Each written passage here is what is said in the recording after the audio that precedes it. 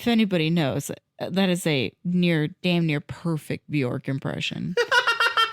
Zach doesn't, but I'm going to need all of you out there to give me pats on the back and tell me I'm good. Get at me on the socials and tell me how wrong I am for not knowing Bjork. Get at me through Zach's socials.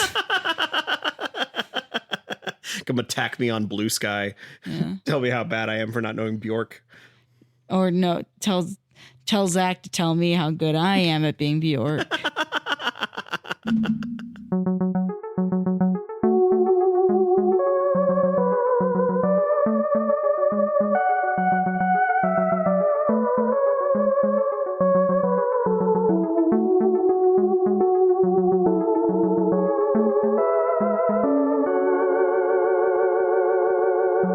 Hey everybody, and welcome back to another episode of Who Is My Doctor? Who is my doctor? Who is indeed. I'm your host, Zach, and I know a lot about Doctor Who. And I'm also your host, Cassie, and you will never guess what I saw the other day in the wild. A beaver. No, but... You're right, I'll never guess it. You're not far off. Really? Well, it was... 200 beavers, like in the Rio Grande. You done? Yes, I'm done. It was somebody wearing a meerkat shirt. Oh, cute. Yeah. And I was like, hey, it was one of the teens. Oh. It was one of the teens I work with. And I went, were you wearing a shirt with a meerkat on it? She went, yes. And like explained that it's a friend of her dad's, like the meerkat's a friend of her dad's? Yeah. Smartass. Shut the fuck up. Let me cook. Friend's dad is in a band called something in the Meerkats, and that was the shirt for the band. Yeah, okay. Yeah, now you're making all sense. Anyways, I was just happy to see a meerkat in the wild. That's all. Legit rage. For those of you at home, one of Zach's hobbies is specifically rage baiting me. He loves it. I mean, I feel like that's the sign of true love, when your favorite thing is to watch your partner fly into the ceiling with rage. I would never, ever do that to you. Gaslight, yes, all day, every day. Certainly. I love lying to you. Rage baiting, never. I'm nice, Zach. You lie to me? I'm manipulative. You lie to me, only Cassie? Because I love you so much. Well, let's see if you have any lies for me today as we watch Series 8, Episode 10, In the Forest of the Night. I forgot we were recording a podcast. we were just being mean. Mm-hmm. Just bullying each other. Mm-hmm.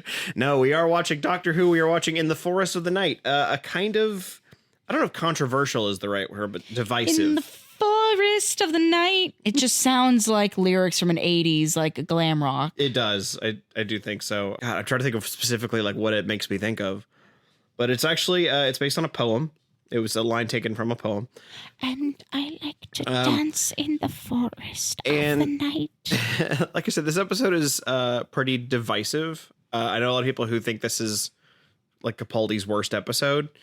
I don't think that's the case. I don't love it, but I don't think it's his worst. But I know especially a lot of the like writing staff on the show, Stephen Moffat in particular, defended this episode, and some people were like insulting it. That Moffat thinks this episode is very beautifully written. He thinks it's poetic, is what he calls it, and that he thought that with time it would become a more revered episode. I don't know if that's true, but I know that a lot of people have feelings about it, and I'm curious to see what your feelings are going to be about it. I think part of that is that this episode heavily features children, and that could be really hit and miss for some people. Yeah, well, can I ask if the children are good actors? I think they're fine. Okay. Like they're not phenomenal, but I can't think. There's no Chloe Webber. I am in your brain, and I'm whispering for some reason. Well, yeah, but there's also the no Millie Bobby Browns in it. Yeah, I don't think there's any Millie Bobby Browns. Yeah, I don't think there's any like Fines in here. Fines. Yeah, I don't think there's any. I thought you were being kind of gross for a second. I was like, whoa. Yeah, I don't think she's an adult now, but we're talking about a child. No, in terms of like you found like a really good gem. Yeah, a real what a real talent. oh my God, like Miss Alyssa Liu, who I am absolutely enamored by right now. Figure skater, but also just America's sweetheart. She better not fuck it up because she's also representing the alt community too. Oh my God, she better not fuck it up. Yeah. None of them are like phenomenal actors, but None of them are bad. None of them are bad. None of them jumped out at me as being like any horrendous to watch. They all do fine. Like some of them are maybe a little stiff. Some of them might be able to. I'm sure an actor could do better, but none of them. I didn't leave my rewatch of the episode being like, ugh, these kids, which, already a good sign in my book. So I'm curious to see what you're going to think. So maybe we should get through the Cassie Profassi a little bit. Forest of the Night. Actually, I say, what do you think happens in the Forest of the Night? Like just going off the title, going off the vibe I've given you, being a lot of children. It's a forest and it's night. And there are kids there. This is a saxophone in the background, like really going at it. I mean, you didn't seem to have much of a reaction when I did my Bjork impression, so. I wouldn't pick up on it. I know nothing about Bjork. What? Yeah, I know. I know nothing about Bjork. I know that she's I did a weird. Earlier, though. Well, other things I wouldn't have picked up on it. I don't know. Oh, you just thought it was me being a little silly. Yeah, I just thought she would be a goof. Oh my God! Hey, everybody, Zach doesn't know. Zach doesn't know Bjork. Welcome to the new podcast. Who is my Bjork? My God, Zachary, she talks like this. That's the thing. I know she's Over like a everything. slightly weird Eastern European woman, but that's all I know about her. And she does so many beautiful things with her music. I feel like my Bjork is your Werner Herzog. Yes! I would like to see the Bjorkie. And I would like to see the Werner Herzog. We should just do the rest of the podcast in our respective Eastern European character voices. I believe she's Icelandic, if I'm not mistaken. But once you start, you cannot stop. What happens in the Forest of the Night? I mean, I don't want to say like weapons before weapons, but it does feel if there's a lot of kids, then it's like something is happening and we're either all kids on bikes and we're looking for some kind of monster, some folklore like, oh, and they say that if you listen real close, you can hear the ladies screaming for their lives. Like, the weird things that then kids are like, oh, let's go see the hanging tree. And it's like, you should not go and see the hanging tree. Just that's no. So it's either something like that, or it is specifically some kind of alien possession over children. Like E.T., but like E.T., but dark. Yeah. Am I supposed to? Is this the? No, it's just a Profassi? question. The actual Profassi does tell you a little bit about what happens in it. Oh, okay. Well. The episode's basic premise is that the trees are doing something strange. I have some choices here, but what do you think the trees could be doing that are strange, Cassie? Dancing. like that bit from the Disney sing-along with the dancing trees. Either that or even scarier. They have faces and they are actively like talking. Have I ever shown you HR Puff and stuff? I mean, you've shown me some. I don't think you've shown me anything with dancing trees. I do think that they're not dancing trees. They are talking trees specifically. Oh, okay. And every so often there are the good trees and then there are the bad trees. When Jimmy's running through the forest of the bad trees, they just kind of reach out and grab them. I think about that a lot. But the good trees, like this one that just talks like this, baby. She's like Janice. Oh my God, that's why I like Janice so much. I do like knowing that me bringing up the trees from the Disney sing-along VHS tape has only done one of two things. It's either like totally lost people who have no idea what I'm talking about, or if someone's like does know and they're driving right now, they are just screaming in their car with the memory of the traumatic childhood memory of those dancing trees. That's why I didn't go on Haunted Mansion for so many years, because that song, that part of the sing-along scared the bejeebies out of me. And also, bone to pick really quick. That sing-along is supposed to be for Magic Kingdom. And haunted mansion is ours here in LA. Well, that's rude. Yeah, right? Thieves. Floridian thieves. Yeah. So the actual, here are the options for what the trees do. The option A, the trees start walking. Okay.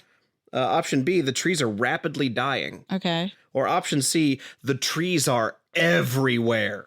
Oh, they're walking. They're moving. They got their feet. They're doing the Yeah, they're going to the Ent meeting. yeah.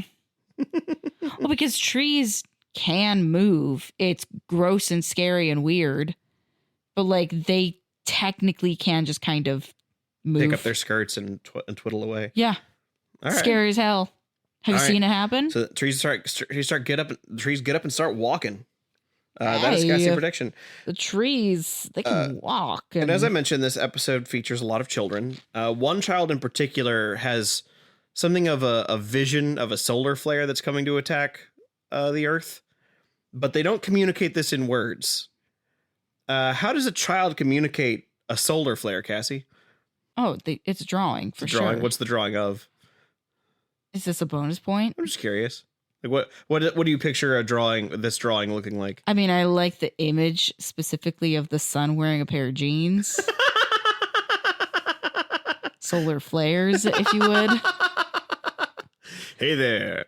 I'm the sun and I'm wearing pants. The sun's got cool glasses and is smoking a cigarette and wearing pants.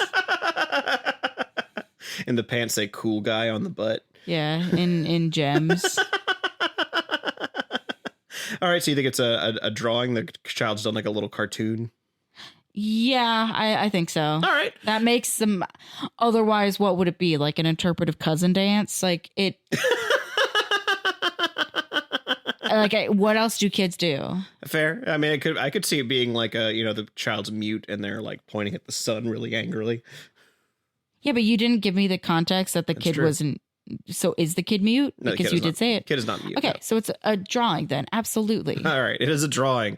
All right, we will find out together if the trees start get up and walking around while a child draws a picture of an angry sun as we watch In the Forest of the Night.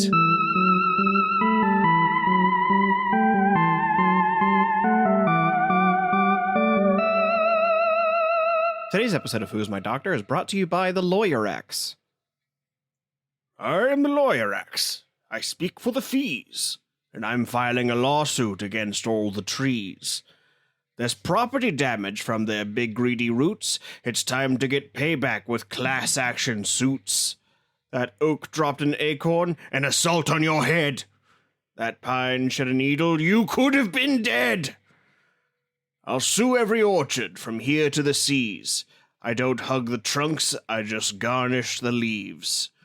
If a branch hits your head or a root trips your toe, just call the Lawyer Axe to get that green dough.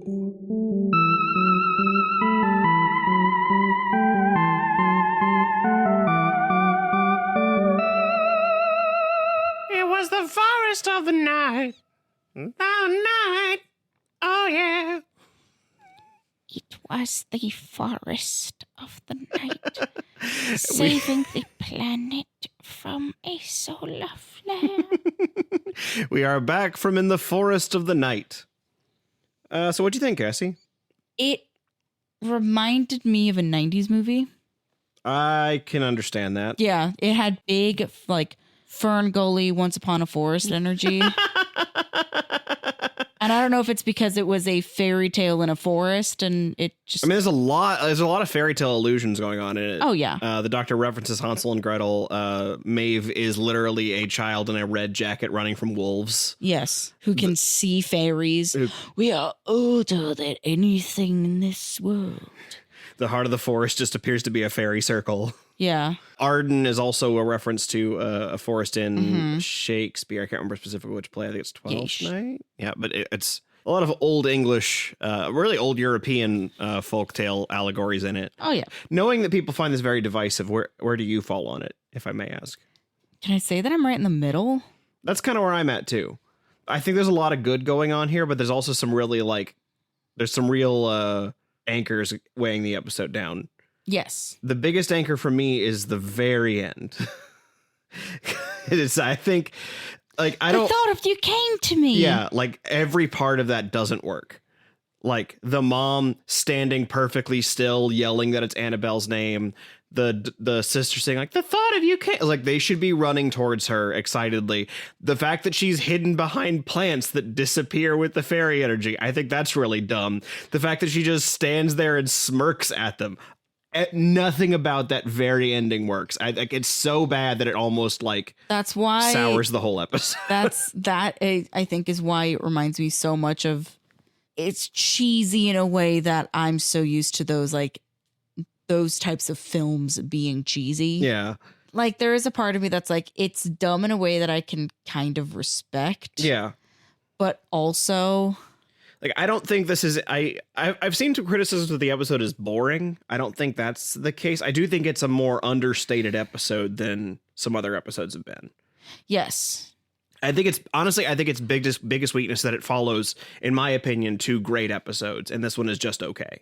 Yeah. Like, I don't think it's as nearly as bad as Time Heist. I think Time Heist is still one of my least favorites we've watched in a while. I can agree. I can agree with that full-heartedly. I think there are some fun aspects to it. Like, I like that the story is really about Danny and Clara being teachers. But also, like, we really see where Clara's priorities lie when she's in a Whovian situation, but needing to be an adult and not an adventurer. Yeah. She will choose the adventure. Yeah. Yeah. Danny is the opposite, though. Danny sees his responsibility as being towards these children every step of the way.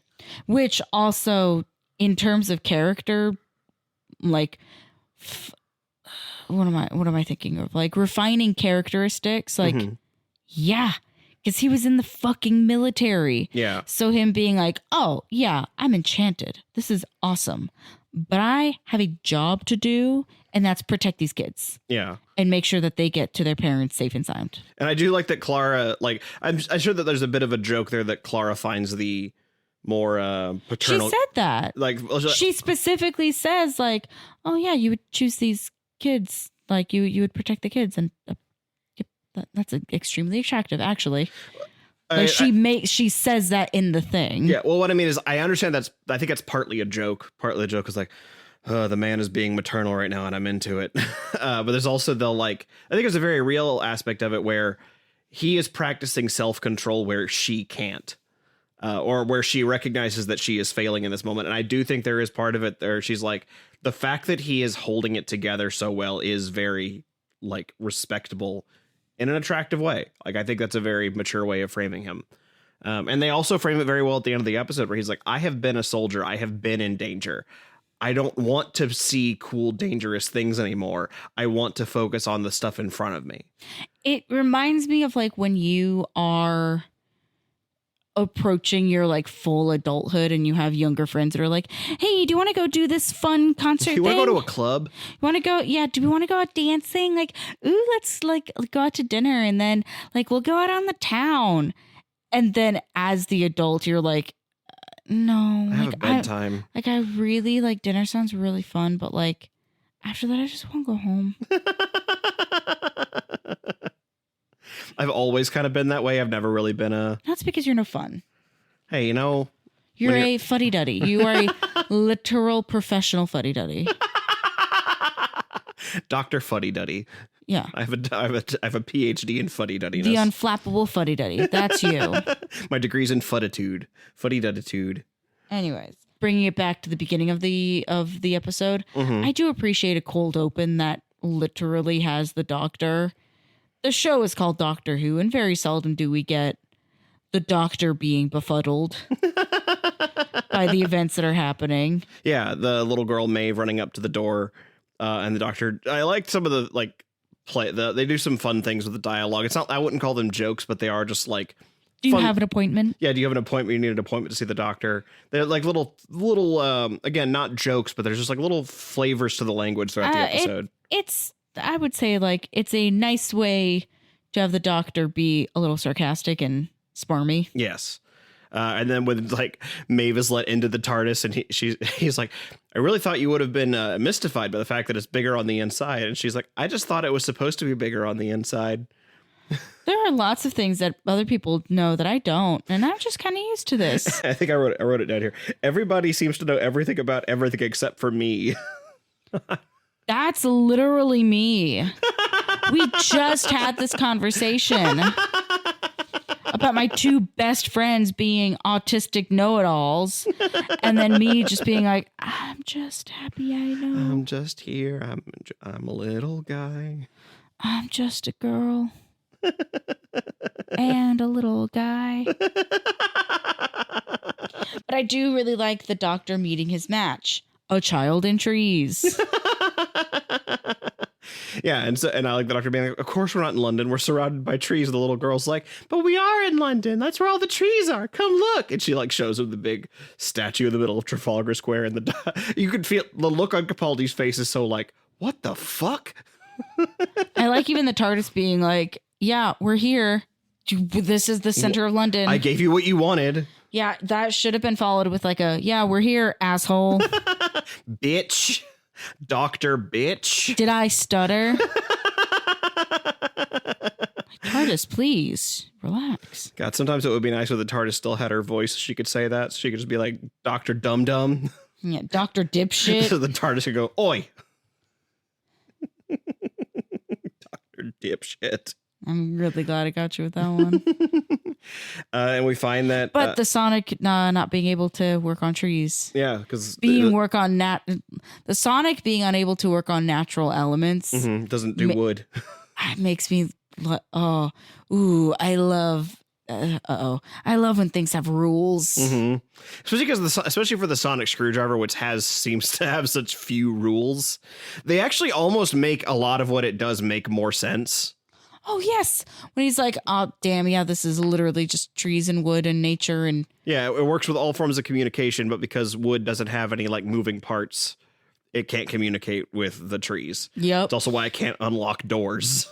Yep. Like old school wooden doors. I love when a magic item has constraints. Well, it's also just nice when the show brings that back. Like when the show is self-aware enough to go, oh, this can't just be a magic wand.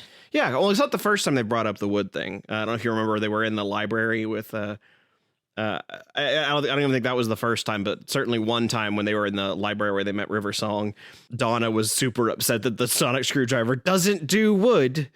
I do remember that now that you're saying it.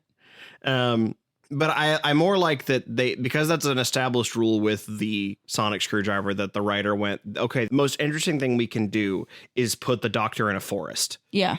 And the forest is everywhere. Mysterious forest that shouldn't exist. Yeah, I do wish a little bit that they played a little bit more with the space of the forest being in the middle of the city. I mean, they kind of did. But like, there's little signs and stuff everywhere. There's little signs of what civilization was. Because here's my thing. How would they have done that? Because this is either most backlots have forests. Mm-hmm. So if not signage and phone booths. I think I would have liked it if maybe they had to go like through the forest and then into a building and then back out into the forest again. They do it a little bit with having them like follow along the walls of one building. I just think it would have been more fun if they had like played with just how much the trees were encroaching on the space. There's a little bit of it with you seeing them next to like bus stops and monuments and things like that. Well, yeah, but you did see that when people are exiting these buildings and they're having to like push vines and weeds out of the way. Mm-hmm. I guess what I wanted was to see a tree in somebody's house. It seems like the trees were all very polite and didn't go in the buildings. They just went through the sidewalk. I mean, if the trees are being controlled by fairy lights, fireflies. Yeah. I guess they are controlled by some kind of sentient life, so it could just be like, no, those are their doors. They have to invite us in. We have to stay outside. But we can fuck up these statues all we want. Because I'm just thinking about it's not just trees. It's like a whole plant life that really sprung. I mean, the trees were definitely the biggest thing, but like all sorts of plant life sprung up. Do you have any idea how many how many people just have a windowsill full of plants? I haven't the foggiest. Who has a bay window full of plants? I don't know, like maybe a dozen or so plants, some hanging from the ceiling. Some let me hang on. Let me take a look and see if I can see them from here. About six or 10. I like whimsy, okay? Leave me out of this. I'm just saying, I feel like that would have been a thing to see, would be just like a bay window pouring out with plants from someone's pots. Yeah, this is you wanting to tell a joke at my expense. Again. Maeve is another character that I have some like mixed feelings about. Because on the one hand, they do sort of make it seem like mental illness is magical. It's secretly telling you. It is though, Zach. Do you know how many wonderful ideas I've gotten from the different voices that just rattle around in my head all the time? You should listen to the voice in your head. Whatever they're telling you is a message from the universe. You should run into traffic. You should clean your house. Like, no, doctor, sometimes the voices you hear are not good voices. No, they're all good, Zach. They're all good. They're all good. They're there to save the planet. Yeah. No, it's that. Don't take your that's how it pills. works. You shouldn't have to take my pills. Zach, according to my mom and my doctor, everything's fine. I don't need to be on medication. Now I'm making it about me.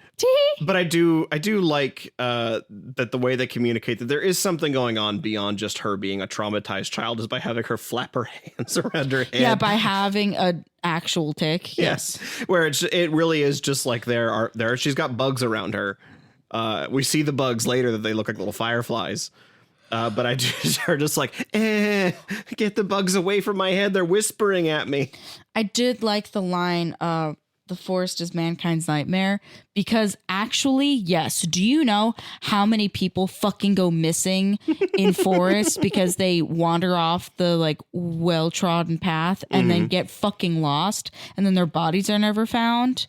How many people there was that story of that like little like 4-year-old kid that like wandered away and then was found like 6 months later, completely like hollow-eyed and like scared looking because he was fucking alone in the forest for months. He just had he found a weird ring with Elvish around it. He wasn't like he was. Like when they lost him, he was wearing like just clothes, but then when they found him, he was wearing pajamas. So like the overarching theory is like he was kidnapped and then returned. It's a fucking miracle that he was returned. But then the number of people that like there are documentations of people going off the trail and just like. So what you're saying is fucking the real right off, and then like their bodies were never found, or their bodies were found but in pieces because nature got to them and they were lunch for something else. But like the doctor's right, the forest is mankind's nightmare, and I truly was like that. Yes, they're in the heart of London, but also like this is a forest that I feel is both possible and impossible to get lost in, because at the very least there is a good chance that you can find a building, but also if you are not good at navigation or you don't know what the word navigation fucking means like, do you know how scary that would be to just be like, oh yeah, I stepped outside and now I don't know where I am. I know my home is behind me and that's all I know. Well, I thought my home was behind me, but since I've traveled 30 feet, the forest has grown over and I don't know where I am now. Yeah. I do like this implication that people that go camping are like the true daredevils. They are, Zach. People who go camping recreationally, psychopaths. I don't care if it's you being like, I just want to get close to nature. Sleep in your backyard then. There's no bears in your backyard.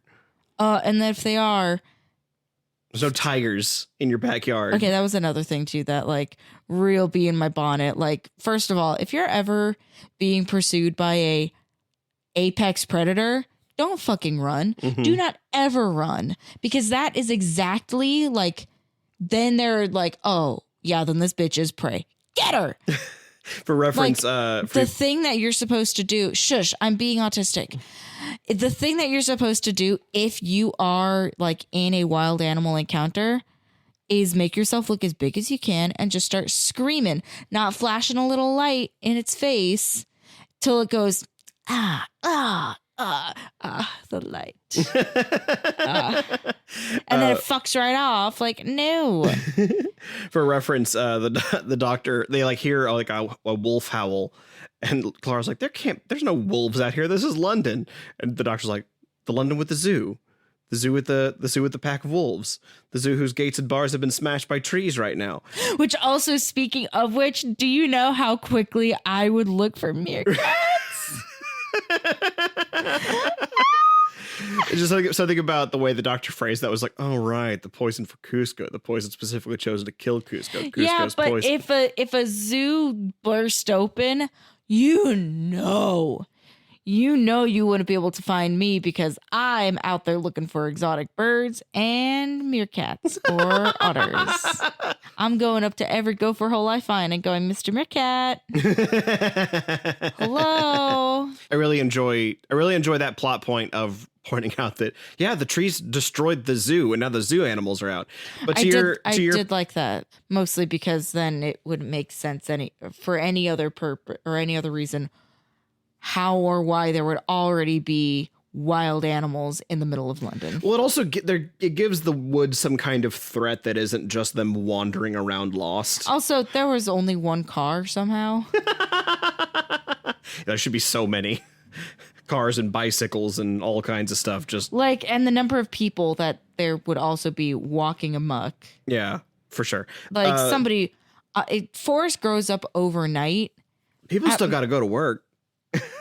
Like, I would probably call out, just be like, hey, I literally can't drive.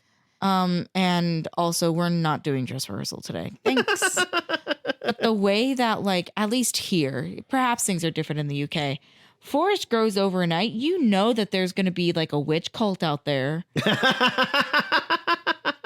So fast. There's going to be a hippie cult that's like doomsday the earth is yellers. healing already. We need to keep and preserve these trees. And then there would be the capitalists that are like, oh, fuck, free trees. lumber. Yeah. But to your credit about about how you deal with apex predators, after they do all this running, the doctor's then like, oh, we got to make ourselves look like we're too much of a hassle to eat. Make yourself look like a big 3-headed, 6-legged thing. And they go, ah. Yeah. That's effective. They're just like, why wasn't that the first thing you did? If you know that's what you're supposed to do, why didn't you do it? Because it is much safer to get behind the fence. I do like that the doctor's point was like, oh, these are zoo wolves. They don't even know how to hunt anymore. They forgot. These are literally the skinniest wolves I've ever seen in my whole life. Yeah. And then in fairness, they were probably wolf dogs. Yeah, but and still. a big tiger shows up because that's what really scares off the wolves. But then Danny scares off the tiger with the power of a flashlight. Yeah. Which, what I love about that is the way Danny does it is just by waving the flashlight back and forth over it. And the tiger just looks like, I just said that. You're right. It does go, the light. But the face it makes is just like, this is annoying. Stop it. Stop. I'm going to go back to my trailer. This sucks. The tiger is making the same face that the boy was at the beginning of the episode when he's getting a flashlight shown on him in the middle of the night. Precisely. The little girl leads them out into what looks like a fairy circle. Like it's a circle of little trees. It's a circle of little trees that are bound together with cobwebs. Yes. And she's like waving her hands around, and the doctor's like, oh no, she's like reacting to something. I know what to do. I'll use the sonic screwdriver to increase local gravity around her. And it does. And it's effective. It turns the little voices into little fireflies that I like for like 2 sentences. They speak alongside Maeve. And then as soon as it's over, Maeve, I don't know if it was just the actress was being distracting, but they immediately drop her voice and have it just be the fireflies, even though her mouth is still moving. You can still hear her. Yeah. But she's not talking like this anymore. Which again, I think it's just, I don't think it's the actress's fault. I think it was direction. Yeah. I think because there is still an undercurrent of her voice. Mm-hmm. And I think I'd be like, this is stressing me out. And when I'm stressed, I forget my anger management. Yeah, because that is you. I just picture him like starting to like flail around. Start punching things. Punching trees. I'm confused, and that makes me hit things. Yeah. And then the doctor realizes that the fairies say, like, we have been here before you and we will be here long after. We don't know who you are. Fuck off. I do like them saying we will be here after you, and I'm like, and the doctor's like, no, you won't be. I'm gonna watch all you die. I've watched you die like 5 times. Yeah. And that's just since the show restarted. I have seen this planet blow up so many times. But then the doctor realizes this is a natural event like the Ice Age. Welcome to the Tree Age. And so the doctor's like, I like his description is, catastrophe is the metabolism of the universe. I can fight monsters. I can't fight physics. Yeah, I liked that line too. Yeah, well, because it also, in the same way of like the sonic screwdriver and not being able to work on trees, it does sort of give the doctor a rule, especially because the doctor defies sort of physics as we understand it a lot. But like, it is nice to be like, defies all sciences, but I respect the fact that the doctor does not defy natural biology. yeah, he doesn't create miracles. No. Sometimes he can pull some wibbly wobbly timey wimey bullshit, but he doesn't.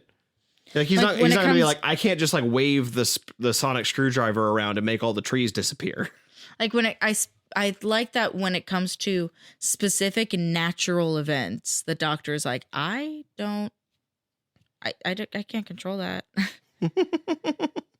So yeah, because we've seen it happen a couple times, even when it was something that is what like supposed to on paper be a natural event, and then we find out isn't, i.e. Pompeii. I like that when it comes down to true blue in this world's like true blue science and nature, the doctor's like, I don't know. I can save the world in the sense that I can stop someone from invading it. I can't save the world from itself. I can stop aliens. I can figure out complicated maths and problems.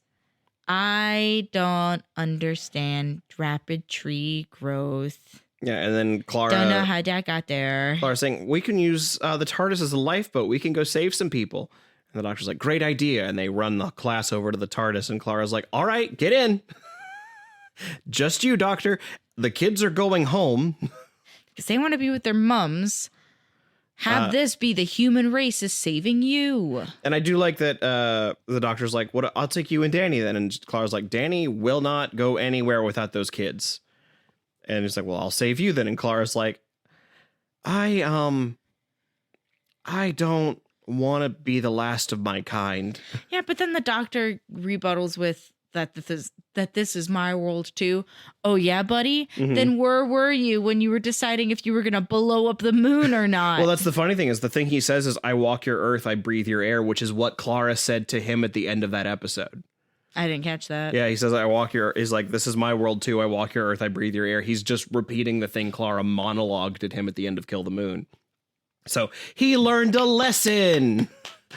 Yeah. Good job.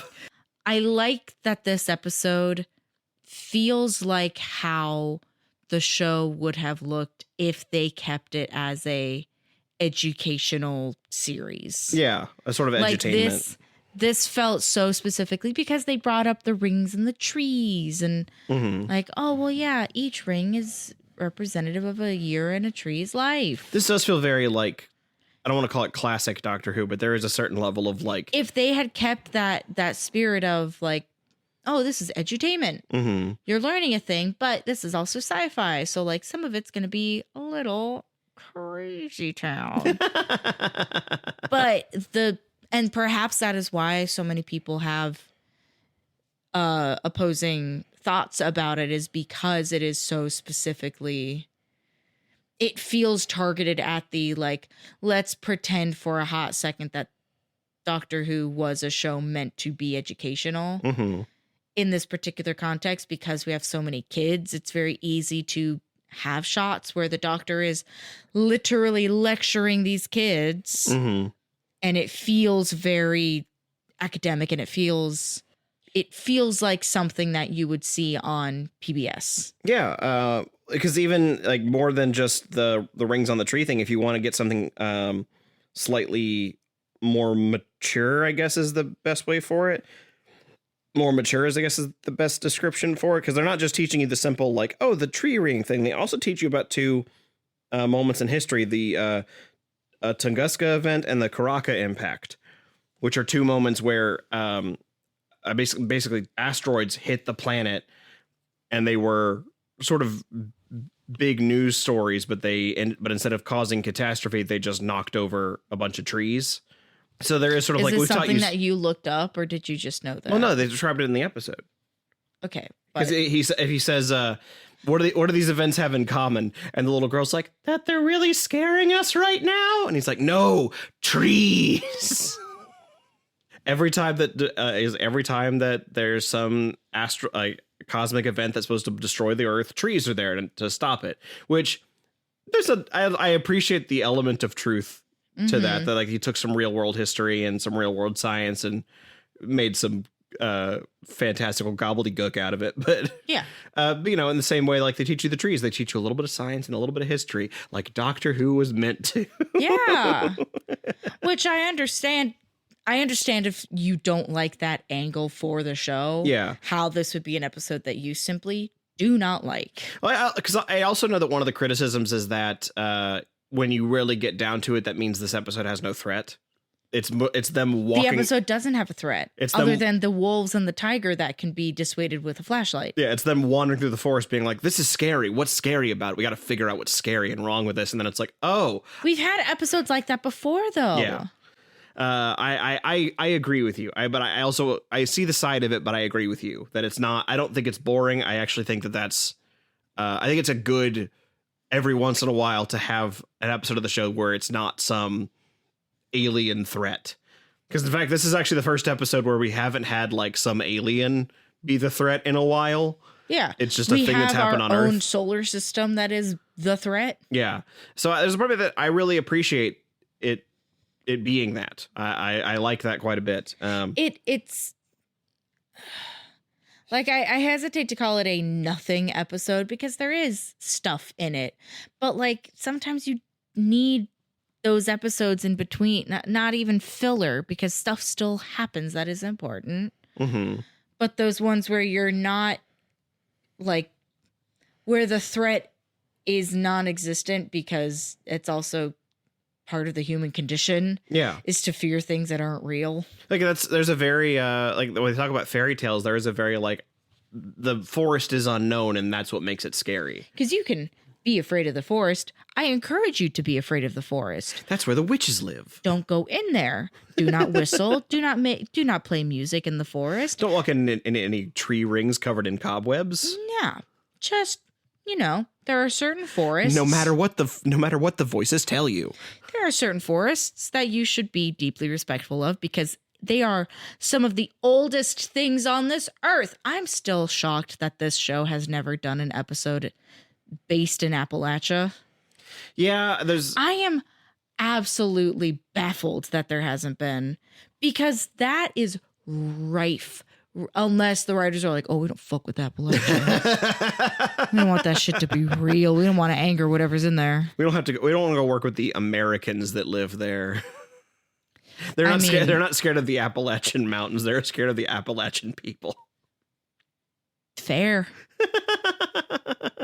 Absolutely. Did you know that the Appalachian Mountains have been part of the Earth's geography since Pangea? Interesting. Yes. There's so much scary stuff over there, Zach. Speaking of being scared of people, I don't know how I feel about the solution to the people are about to start using chemicals to burn the trees down, to like melt the trees down. Have a little girl phone call. Yeah, the class project Save the Earth. And it's the little girl doing the phone call, but it ends. So just this little girl calls up every phone on the planet, and it ends with her saying, "Be less scared. be more trusting. I'm like, I would start throwing hands. I would throw away my phone. I would not answer that call. I would bury my phone in the earth because a little child is calling my number. First of all, how did you get this number? Second of all, how do I know you're not a little like black-eyed child that is trying to like rob me of house and home? Be less scared. Be more trusting. Be more scared. Trust no one. Be less scared. Be more trusting. Can I come in? Yeah, no, fuck off. Get bent. Leave. Go somewhere else. Good day. And Annabelle, come home. Thanks. Yeah, I do like that little of like, my sister is missing and I have this one opportunity to talk to everybody on the planet. Please come home. And then we see the doctor like invites all the kids to come watch and they're like, no, thanks. I want to go see. I miss my mom. Yeah, I kind of miss my mom too. I slightly miss my mom. Yeah. So authentically 12. Oh, yeah. The doctor and Clara end up watching the solar flare alone together. Quick, going way back here. I know that I had mentioned that the trees were everywhere in my question. They were in the ocean as well. In the ocean. I'm like, how? Kelp, sea forests. Even we can't get down there. What do you mean the trees are down in the Atlantic? Floating trees? There's a tree just like erupted through the Titanic's wreckage right now. Yeah, my thought was that it was just a bunch of trees on foot because it also not only were there trees, but there was also soil in places where they shouldn't be, and there was no broken ground. Yeah. So my thought was, oh, the trees and the dirt. So there is just for like a full 24 hours. There is no sunlight getting in through the ocean because it's now covered in dirt and trees. That was my understanding. Or kelp forests, which means that there were so many happy otters and little sea lions. And that's the world we're going to live in. And so many things for them to hold on to so they don't get lost. And then we watch the solar flare roll over the earth. Cut to someone watching on video, and it's Missy being like, ooh, that's a surprise. I do love surprises. I'm not going to give you any of my feelings on Missy because right now you have that little smug, I know something. No, I'm not going to play your game. Because you know what I thought about it? I don't like it. I don't like her. I don't trust her. I don't understand what's happening. And I don't like what I don't know. I mean, I will say, I don't feel like you're supposed to like or trust her. She certainly feels like a... You know the answer. You do not have any say in this. Well, but the doctor's her boyfriend. Yeah, okay. Whatever you say, fucker. To end the episode, I mean, before the like bad ending, I do think there's the much better ending is when Clara, the doctor, are standing on her balcony and they watch as the trees all disappear into the little fairy-like energy. Thanos snap. I'll get Thanos snapped. And Clara's like, what are we going to do about this? The doctor's like, you're going to forget about it. The human superpower is forgetting things. She's like, we're not going to forget an overnight forest. He's like, you forgot it last time and you turned it into stories. And I was like, doctor, I want to agree with you, but people have like... Kids were taking pictures with their phones in the story. Everyone has a camera now. Yeah. Like there is you actively show worldwide news coverage. Yeah, worldwide news coverage. And on top of that, there's going to be some people who are fucking terrified of their phones now because of that little girl. Yeah. And also there was a soccer game that couldn't happen because the forest ruined the field. They are not going to forget about the soccer game that didn't happen. The football club fans are certainly going to be pissed about that for a while. Yeah. People will forget. I mean, in fairness, one of my favorite superpowers is forgetting things so that way I can enjoy them all over again. It makes me deeply worried about when I'm an old person and then I'm forgetting my own name, but still. But I like his point that if you remembered how things felt, you'd stop having wars and stop having babies. I didn't catch that. Yeah, I was like, there's a part I do appreciate. Like, that's a very poetic thought, and I do agree with Moffat. Like, if that's the stuff he's talking about when he's saying this episode is very poetically written, I do really like, because it's a very like, humans forget things both good and bad. Yeah, and because not because of the aftermath, but because life has to go on. Yeah. And so I really like you. If you remember how things felt, you'd stop having wars and stop having babies, which, I just think it's a great line. I kind of wish that's where the episode ended, instead of the bush disappears and my sister's behind it. I mean, I think it would be better if that came before Doctor and Clara on the balcony. Yeah. Like, it's like, because that's where the episode ends, and because it's so stiff and poorly directed, like compared to the rest of because I actually really like a lot of the direction for most of this episode. Like, you were correct. The kids are not phenomenal, but they are not horrible. Yeah. I really like the little redheaded girl that's Ruby. Yeah, Ruby. Find X. It's right there. At the top. It's not lost. No, find the value of X. Why are you asking me everything? Give someone else a chance. Also, Danny writes X's in a weird way. Yeah, I didn't like that. Give me the ick. Like, Danny is an otherwise like outstanding lover, except for the part where he makes his X's out of 2 C's. Why? I hate that. Well, because when I had a math professor, they would not do just like a normal like cross X. Mm-hmm. They would have it be a little squiggly, just so that way you could differentiate it from multiplication, which I understand. Yeah. But 2 C's? 2 C's standing butt to butt? That's incorrect. That's how you draw a little caricature having crossed eyes if you're doodling. So what we've learned here is that Danny is better at impulse control, at being straightforward, and Clara, the English teacher, writes X's like a normal person. I am still like, I know that the what is it? What's the term? The book will drop.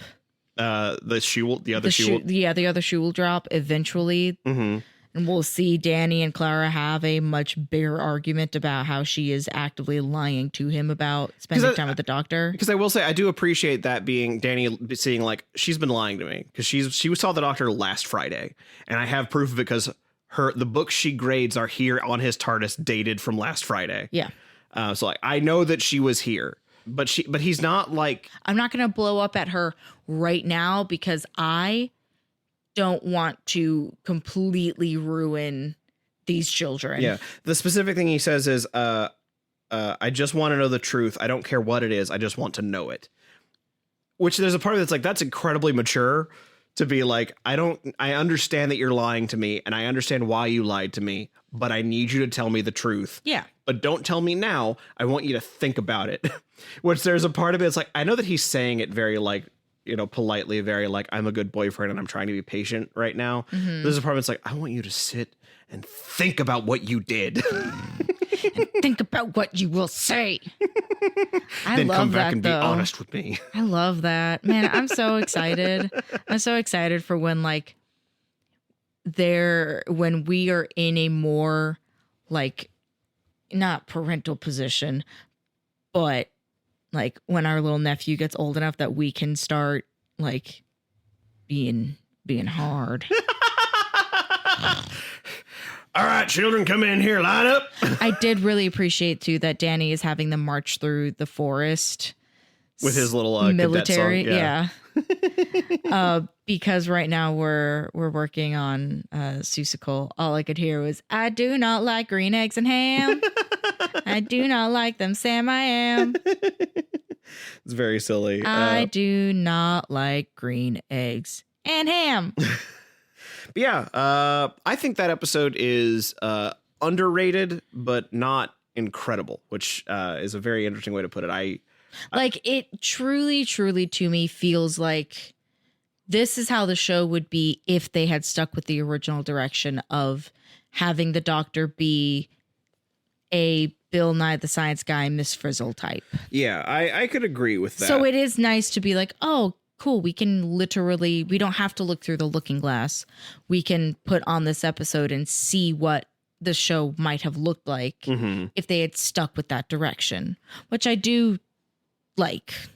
I like having that opportunity to see that. Do I think that the show would have benefited from going in that direction? No.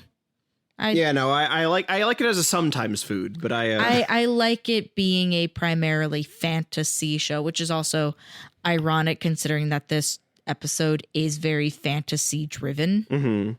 Specifically, if we are dealing with forces of nature, and those forces of nature are very inherently magical. I know that you're not super into the Missy mystery right now. No, I'm not. But the good news is, well, I shouldn't say you're not real. I think I assume that you are curious about it. I'm interested in the same way of like, because I'm actively doing it right now where we watched a show. It's short, so it wasn't difficult to finish. But now I'm rewatching it because I'm like, oh, I understand better now. So I like that I can go back and rewatch things and like pause, read things, reflect.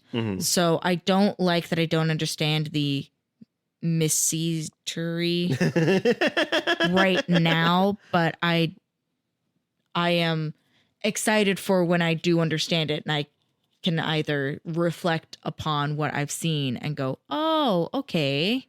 Well, the good news is you don't have to wait very long for that mystery, though, because we find out next episode. Next episode is the 2-part finale of this season, and it is going to come back and finally answer your question as to who Missy is. Oh, yay.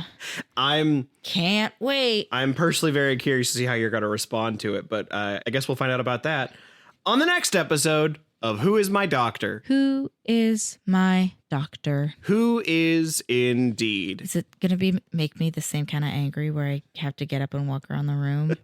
I guess we'll find out. Oh, no. I genuinely don't know. That's the thing is I genuinely don't know how you're going to respond to it. No. I hope you're going to like it, but I don't know. Oh, no.